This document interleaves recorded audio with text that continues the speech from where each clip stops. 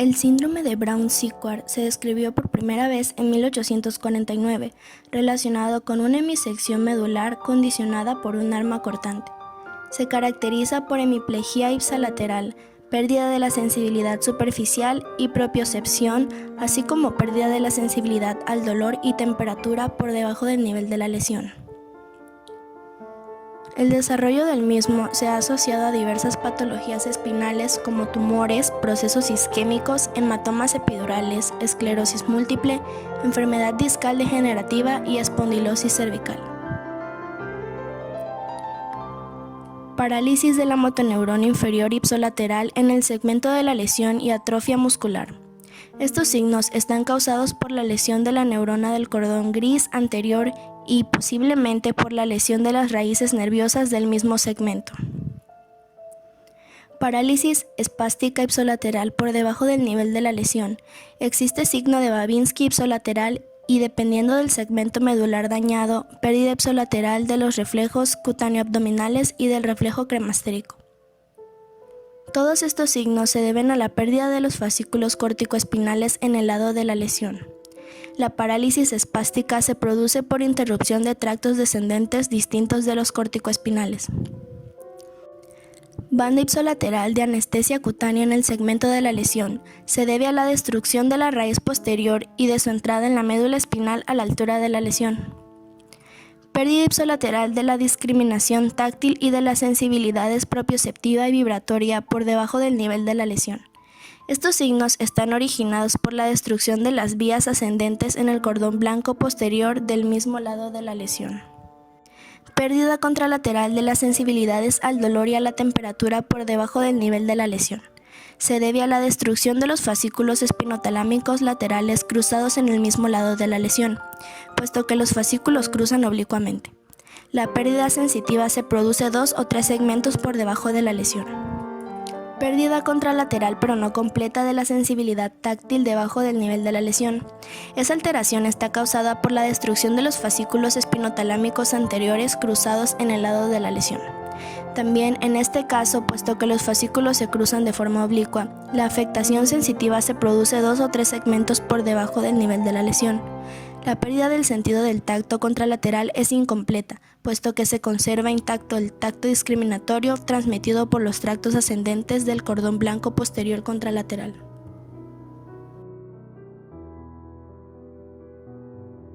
La siringomielia es el desarrollo de un quiste lleno de líquido dentro de la médula espinal. Con el tiempo, el quiste puede agrandarse y dañar la médula espinal y causar dolor, debilidad y rigidez, entre otros síntomas. La siringomielia tiene distintas causas posibles, pero en la mayor parte de los casos está relacionada con una afección en la que el tejido cerebral invade el canal espinal, conocida como malformación de Chiari. Entre las demás causas de siringomielia se encuentran los tumores de la médula espinal, las lesiones de la médula espinal y los daños provocados por inflamación alrededor de la médula espinal.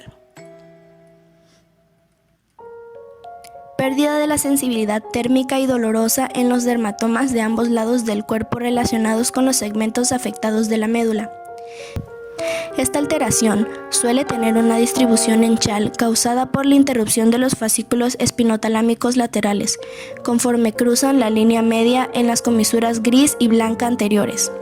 Son frecuentes las lesiones por quemaduras accidentales en los dedos de las manos. Conservación de la sensibilidad táctil discriminatoria, el sentido de vibración y la sensibilidad propioceptiva. Se debe a la falta de afectación de las vías ascendentes en los cordones blancos posteriores. Existe debilidad de la motoneurona inferior en los músculos pequeños de las manos. Puede ser bilateral o bien los músculos de una mano pueden afectarse antes que los de la otra. Conforme la lesión se extiende a las regiones cervical inferior y dorsal superior, destruyen las células del asta anterior de estos segmentos.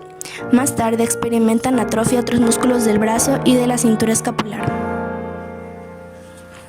Se puede producir parálisis espástica bilateral con exaltación de los reflejos tendinosos profundos y respuesta de Babinski positiva. Estos signos son producidos por la mayor expansión de la lesión en sentido lateral en el cordón blanco para afectar a las vías descendentes. Puede existir síndrome de Horner. Está causado por la interrupción de las fibras autónomas descendentes de los fascículos reticuloespinales en el cordón blanco lateral a causa de la lesión expansiva.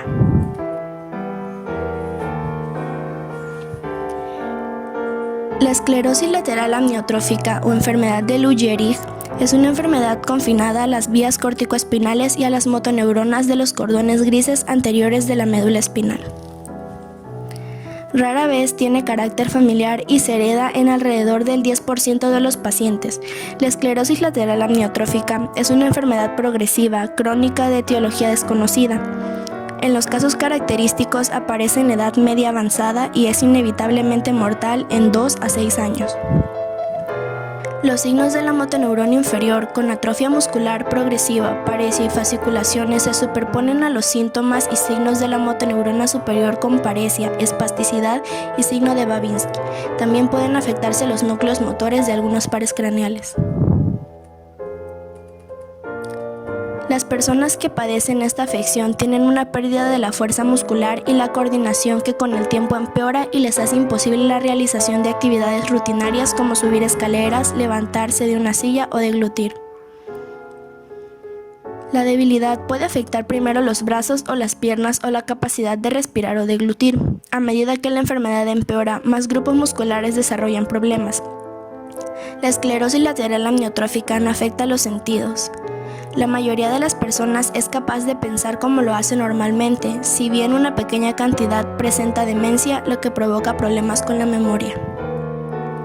La debilidad muscular comienza en una parte del cuerpo como el brazo o la mano y empeora lentamente hasta que conduce a lo siguiente: dificultad para levantar cosas, subir escaleras y caminar, dificultad para respirar, dificultad para tragar, asfixia con facilidad, babeo o náuseas. Caída de la cabeza debido a la debilidad de los músculos del cuello.